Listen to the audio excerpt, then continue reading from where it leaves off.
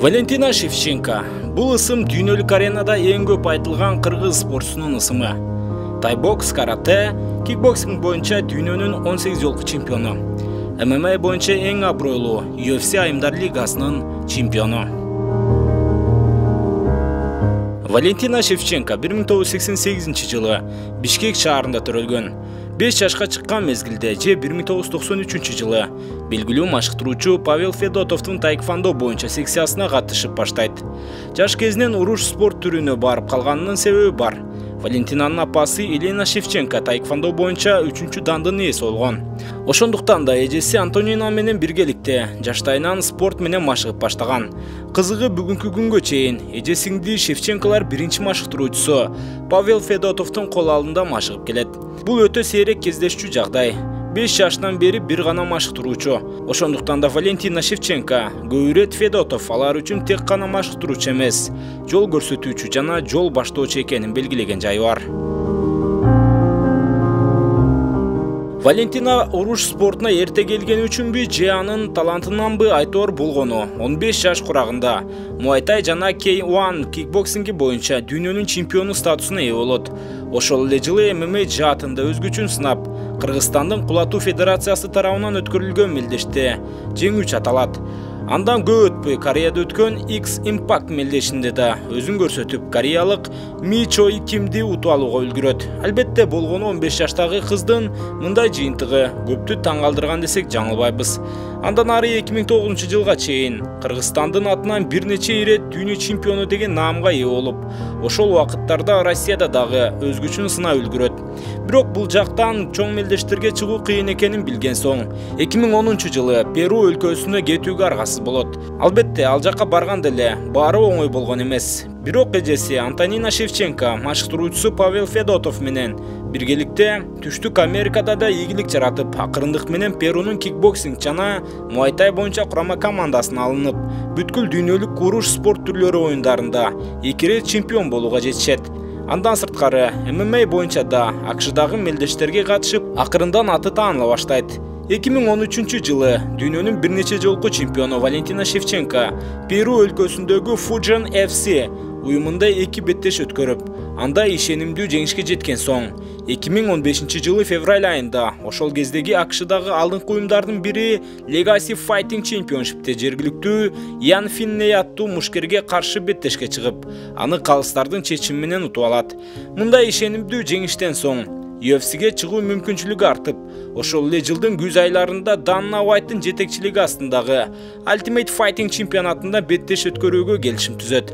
Мына ошол жерден Валентина Шевченконун жылдыздык сааты башталат. 2015 жылдын декабрь айында ал учурда Перунун атынан чыгып жүргөн Валентина Шевченко UFC'деги биринчи беттешин канадалык Сара Кауфманга каршы өткөрөт. Ооба, бул жолу жеңиш бул эт үчүн оңойго турбайт.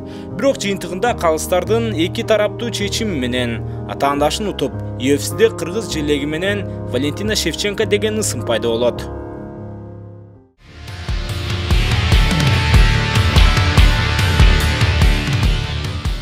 UFC'деги биринчи жеңишинен кийин Валентина Шевченко кийинки беттешин көпкө күтпөйт.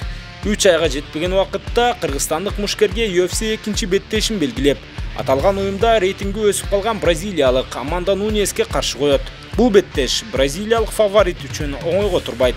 Бирок толук 3 раундка созулган тең мүнөздө өткөн эрөөлдө калыстар жеңишти Нунес тарапка чечип берет. Бул жыйынтыктан кийин деле Шевченконун топ мушкерлердин катарына кирүүгө мүмкүнчүлүгү жетиштүү эле. Бирок 2016 жылдын июль айында UFC кыргызстандык мушкерди дагы бир рет чоң сыноого коет. Бул эт экинчи рет мыкты мушкерлердин бирине каршы чыгууга аргасыз. Бул жолу анын атаандашы UFC'нин чемпиондук титулунан жаңы эле айрылган Холли Холм болду. Мында Шевченко өзүн толук тааныштырды десек болот. Кеченин беттеши 5 раундка созулуп, анда Валентина калыстардын чечими менен жеңип чыгат. 2017 жылдын январь айында Джулиана Пеняны ишенимдүү түрдө утуп алган соң Дана Уайт жананын командасы Шевченко жеңилирээк салмактын ошондогу чемпиону Аманда Нунес менен реванш өткөрөрүн маалымдайт. Бул албетте өтө кымбат беттештердин бири эле. Ошол эле учурда бул эттин формасы өтө жакшы экени айтылып, көпчүлүк 29 жаштагы кыргызстандык мушкер UFC'нин чемпиону болушу мүмкүн деп айтып жатышкан. Бирок атаандашы беттештин алдында ооруп калгандан кийин Эрөл сентябрь айына жылдырылат.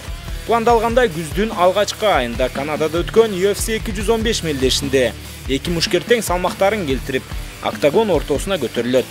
Бул ирет 5 раундка созулган беттеш көбүрөөк бири-бирин аңдуу менен өтүп, көпчүлүк көрмандарга жагы берген эмес.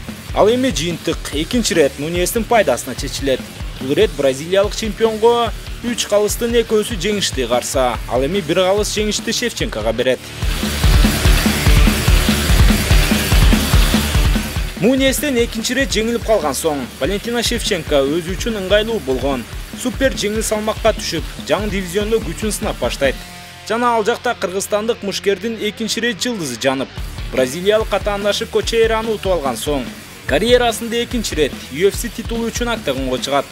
Бул жолу анын атаандашы Муайтайдагы эски таанышы польшалык Йоанна Энджейчик болот. 2018 жылдын 8 декабрында өткөн эрөөлдө Шевченко калыстардын бир пикирдүү чечими менен супер жеңил салмакта UFC чемпион аталат. Муну менен Шевченко Ultimate Fighting Championship'те чемпион болгон биринчи азиялык мушкер болуп калды.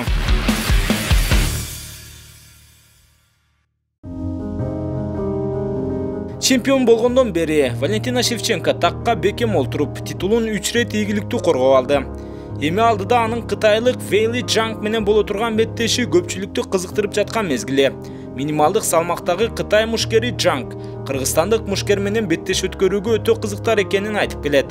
Эгерде бул мушкерлердин беттеши чын эле орун алса, кайсы салмакта өтөрү чоң суроо боюнча калып турган мезгили. Ал эми Аманда Нунес менен беттеш эч качан качпайт деген Шевченко азыр башкы планы өз чемпиондугун коргоо экенин да айтып келет.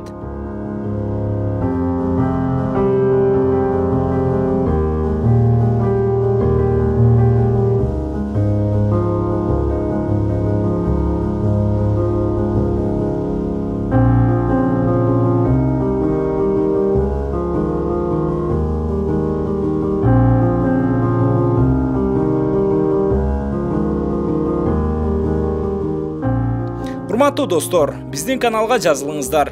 Жана кайсы спортчунун басы өткөн жолу сиздерди көп кызыктырат. Өз оюңуздарды комментарийге калтырыңыздар. Буйруса кийинки чыгарылышта сиз жактырган спортчу жөнүндө баяндап калышыбыз толук ыктымал.